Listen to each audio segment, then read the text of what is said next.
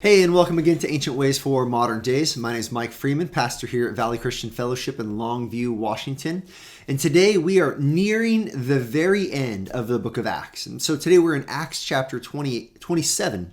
And in this chapter, his trials in Jerusalem have come to a conclusion. It has been decided that he should basically be led to Rome. He's appealed to Caesar, and so he's part of a convoy that is headed their way to Rome, and they're doing most of this travel by sea. And so as they begin their travel and they go from like port to port, they end up taking a route that it's pretty treacherous this time of year. And so what I want to see is I want us to see today the physical situation that Paul is going through, the difficulty that not only he and others are going through, but I want us to see how, first of all, God's purposes are not squashed by the situational experience of a believer.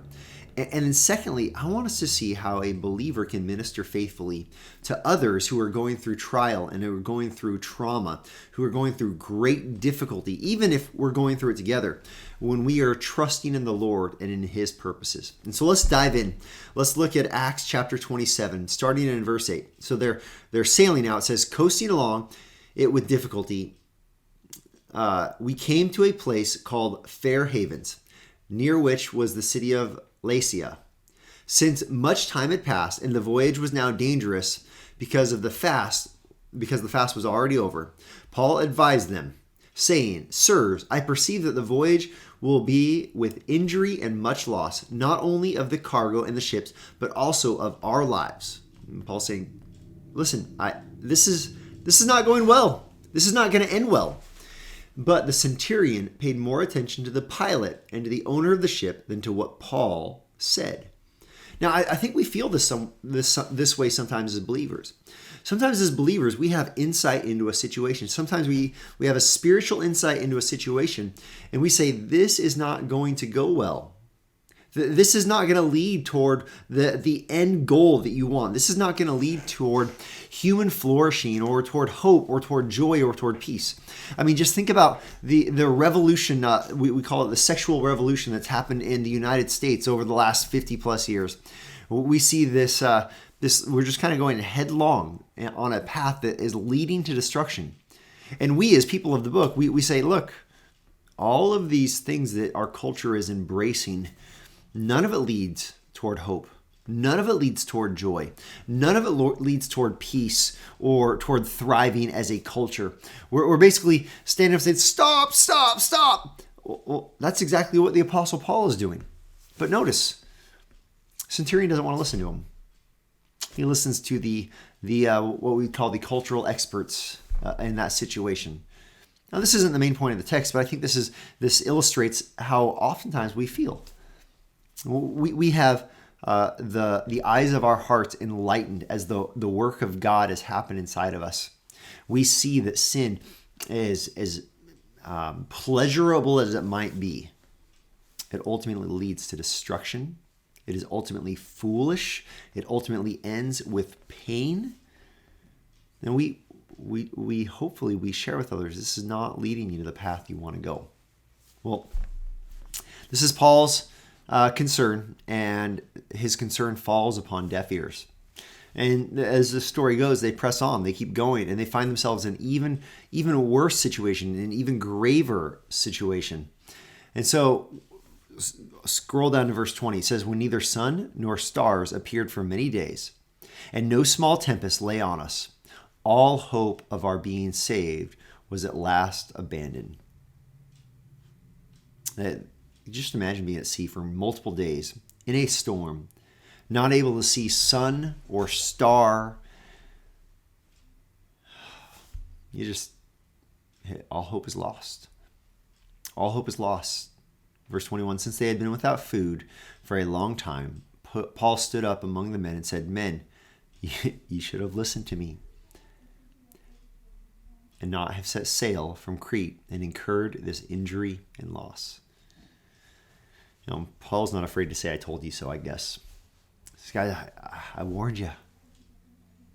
This is us when we interact with those who have gone headlong into a lifestyle of sin and we've said, don't do it. And then they do it. We say, I warned you.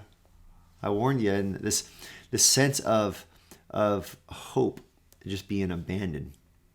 Well, verse 22 says, yet now I urge you to take heart, for there will be no loss of life among you, but only of the ship. For this very night there stood before me an angel of God, to whom I belong and whom I worship. And he said, do not be afraid, Paul. You must stand before Caesar, and behold, God has granted you all those who sail with you. Now here's what the angel conveys to Paul. Paul says, don't lose heart. Or the angel says, don't lose heart. You will stand before Caesar. I have commissioned you. I have called you. I have instructed you. I have commanded you.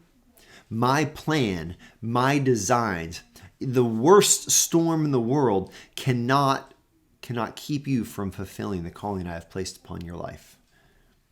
And so this message to Paul in his calling, first of all, this is the first ancient way of our modern day, is to recognize God's sovereign hand over our lives, regardless of the situation we're in. I want us to see that. Brother or sister in Christ, if you are facing illness and sickness, if you sense death is near because of illness or sickness, if you face tragedy or a heartbreaking situation, listen, I want you to remember none of these infringe upon God's sovereign plan. He will accomplish his purposes.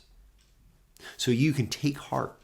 You cannot lose heart. You cannot grow faint. You cannot grow weak. You do not grow weary. You do not give up. You press forward because God's plan will be fulfilled because God is faithful. But secondly, I want you to see the voice that you have in other people's lives as they lose heart, as all hope of being saved is lost. We think about this maybe in economical terms. We're the front end of a recession, it appears. We think about this in health terms. We might know people that are facing terrible sickness and potential death. But I want you to think about this in spiritual terms. As there are many around us that they have bought in hook, line, and sinker into whether it's the sexual revolution or whether it's drug addiction or whether it's selfishness or whether it's greed, whether it's arrogance, whether it's pride, whatever the sin that they have made their own and identified with and they have pursued. And when they get to the end of the line, they realize that it leaves them hopeless and helpless. And all sense of hope is lost. God has you and I right there for them. Being those who call them to the love and the grace and the mercy of Jesus.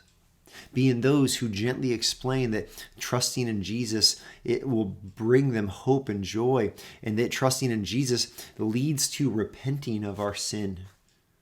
And from the lies that we've believed and the ways of the world. Now this is, again, that's not the main point of this text, but I think the fallout is very clear. God's plans will not be interrupted, and God has placed you in the lives of others as they go through great tragedy and great difficulty, so that you, once again, here's the theme, you can be a light for the gospel in the lives of those who have yet to trust Jesus. This, in fact, is the ancient way for our modern day. You and I being a light for the gospel in the lives of those who have yet to trust Jesus. So I know if you're watching this when it releases, this is the beginning of a new week.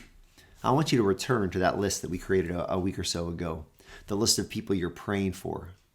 I want you to ask yourself, have I had a conversation with one of these people?